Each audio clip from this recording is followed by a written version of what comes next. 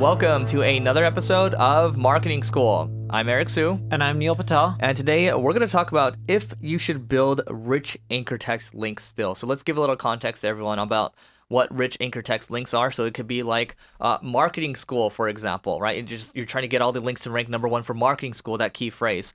So instead of trying to do something like that, if your business is called like Neil Patel School and you try to call it marketing school all the time, maybe you just focus on, Neil Patel School instead. What you'll find is if too many of your links are rich in anchor text and contain the keyword, like if your keyword is dog food or widgets or you pick whatever term, if too high of a percentage are rich in anchor text, search engines will know that you're manipulating and you won't rank as high. So what I recommend doing is go to Ahrefs, type in some of the other URLs that rank at the top of page 1 for the terms you're trying to rank for. They'll break down their link density based on the anchor text, and they'll tell you what's healthy or what's not. If you notice the top 10 players only have that keyword in their anchor text 10% of the time, now you have a general rule of thumb that, hey, around 10% of the time is okay. Doing 30 or 40% is way above the average. It's probably going to get you in trouble over time.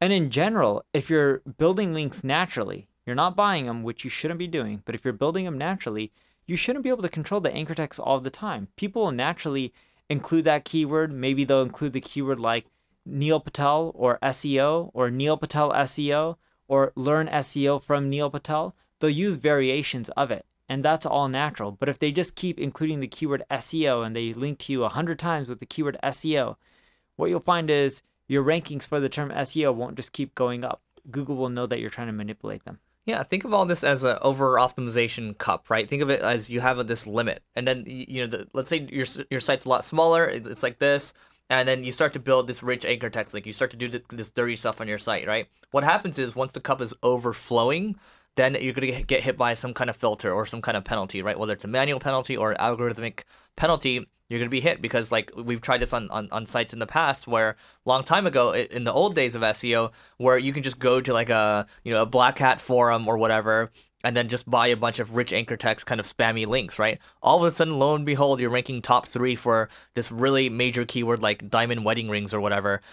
So you got to be careful with the rich anchor text. I would just not even focus on anchor text too much, maybe like to Neil's point, 5 or 10% or so, and then you're good to go. What you're trying to do is you're trying to get your domain authority higher, right? And then, sure, you can use these SEO tools like Ahrefs or SEMrush or Moz or whatever to get a gauge for kind of where you stand. They're not the end-all be-all, but they at least give you a gauge.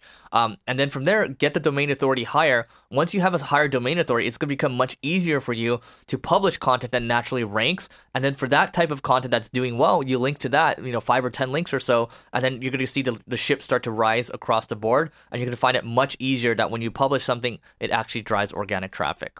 Yeah, from everything that I tested, links, yes, they do impact rankings quite a bit, but it's also the content on your page. And I found that adjusting the content, even if you don't have as rich anchor text links, you'll still rank, and it just takes a bit longer. A good example of this is I had a buddy who's trying to rank for the term how to start a website or how to create a website. And he just kept using the anchor text, and he used it so much, he popped up to page 1, but over time, he just tanked and he dropped. He built more links, richer in anchor text, but over time, he just got crushed. It's not about being the #1 or having the most links. I was telling him, like, dude, 1, you went too far, and once you go too far, it's too hard to come back. 2, his text on the page sucked. It's also about the user and the scores, right? Your user metrics. If you can make sure that your content is better for the users, your title tag's more optimized, people want to click through on your result versus anyone else's, you're going to get better results with the rankings in the long run than if you just focus on anchor text. Great. So I don't really have anything else to add. Do you? No, that's it. All right. singlegrain.com/giveaway to get access to our marketing goodies to grow your business, and we'll see you tomorrow.